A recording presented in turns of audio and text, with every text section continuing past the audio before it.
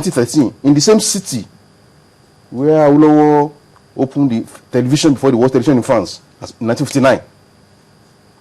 Cocoa House, Liberty Stadium, and all sorts of firsts.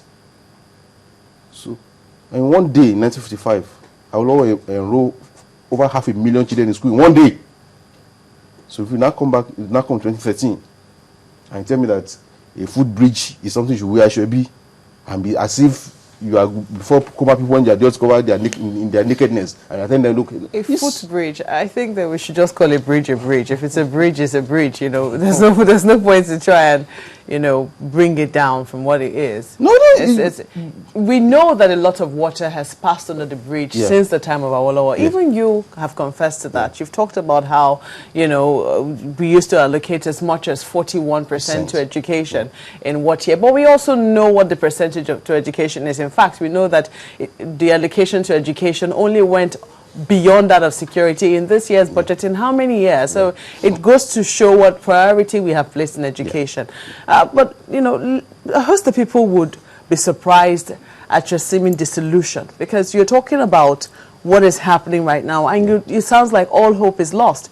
You have played on the political scene. You have been spokesperson to now a major chieftain of the APC, General Muhammadu Buhari. What exactly is informing your disillusion? Well, it's about the fact that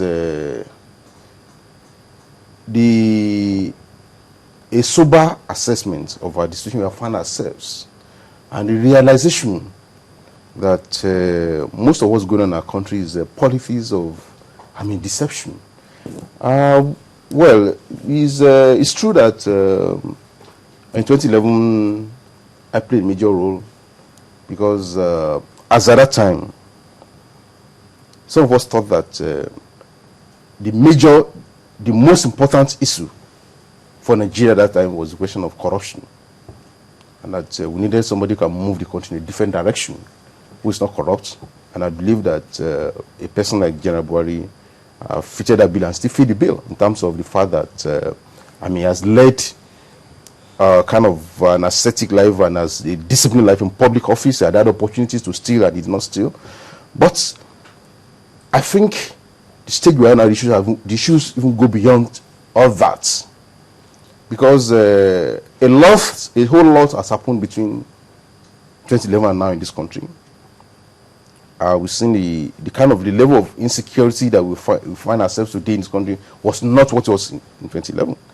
The level, the deepening corruption, the deepening poverty, all the issues that afflict us today are pointing to the fact that the issues of Nigeria are more structural than even the question of personnel or those who run the system. Because, look, why is it that Nigeria has continued to continually produce worse set of leaders than the previous ones? Before, at the stage when at this point in the Obasanjo regime, I had people saying that, even remove the human rights abuses, even Abacha era was better than this. Or when Yadua came, Obasanjo was in charge of the country and the rest. When Jonathan came, in fact, but for Yadua illness, maybe we are doing it better. And I'm telling you that if you don't change this constitution, after Jonathan tomorrow, we will let another president who say, Jonathan things are better than what is here today. Things are continuing to deteriorate progressively in this country, which shows that there are fundamental foundational problems. We have to go to the roots of it. It's like if you put your house on a shaky foundation and the house begins to shake and you say, okay, now, it's the window, it's the roof. But it doesn't look like we're oblivious of all of this you just highlighted. That is why they keep on trying to amend the Constitution. The Constitution they're amending to legalize child marriage. Is that what you're talking about, Constitution amendment? Look, this Constitution is not about amendments. It's about changing the whole Constitution. Wholesale? Wholesale. We need an autochthonous Constitution. This Constitution I'm talking about, this was a Constitution made by Abacha, which we went to take under his pillow when he died. It was a Constitution made by Abacha. It was a military constitution and it was inaugurated. And in fact, and that's why in 1999, when Abacha died, and Abiola was taken care of, and they said it was transition. There were forces who instead that, look, before we go into this election, we must address the question of constitution.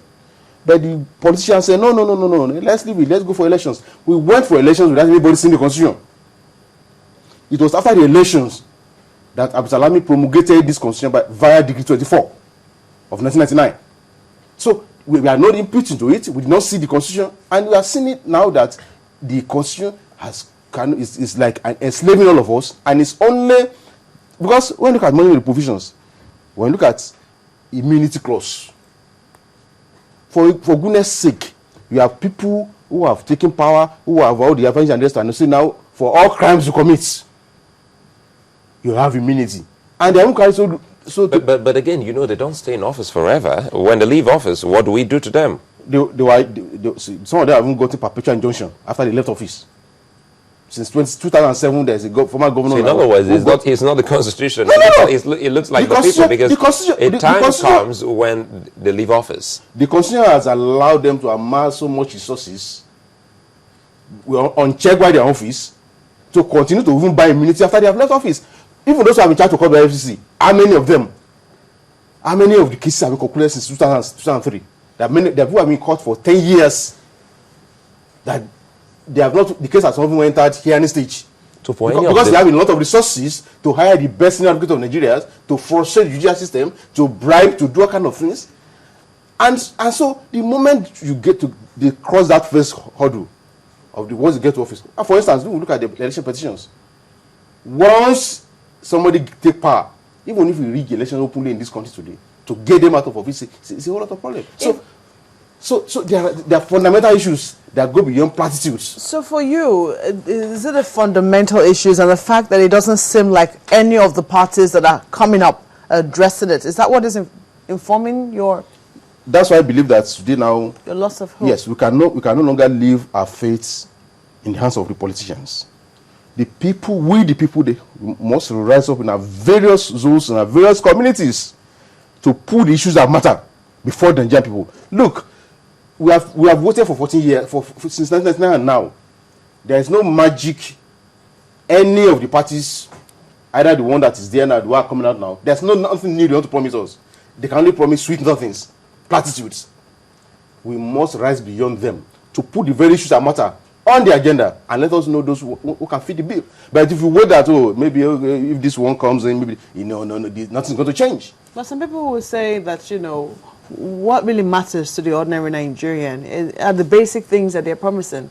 So that, a lot of people say that our politics cannot move beyond the level that it is right now, because we're still at a very rudimentary stage. We're still, as it were, tackling the basic issues of life, basic necessities of life. And that will be what will continue to appeal to the common man for a long time. And that's what I'm saying. Look, you see, in the last 14 years, they've all had opportunities, one or the other, at different levels to address issues. What have they addressed them? Can you tell me today, if you talk about the poverty index in Nigeria today, which are about 70%, in which area of the country is it that's exempted from this general affliction? And most of the people who are banded together now are being in charge in different parts of the country in the last 14 years.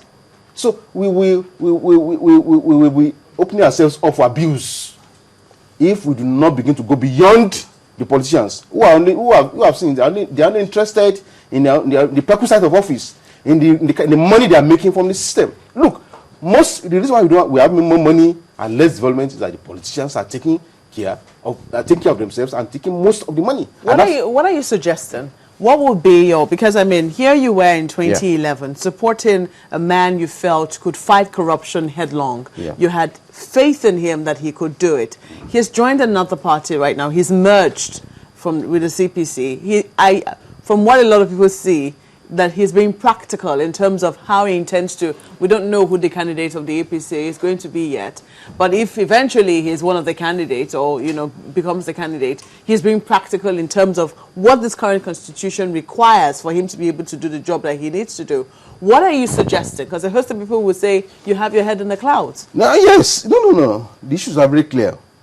Whoever is going to lead us in 2015, most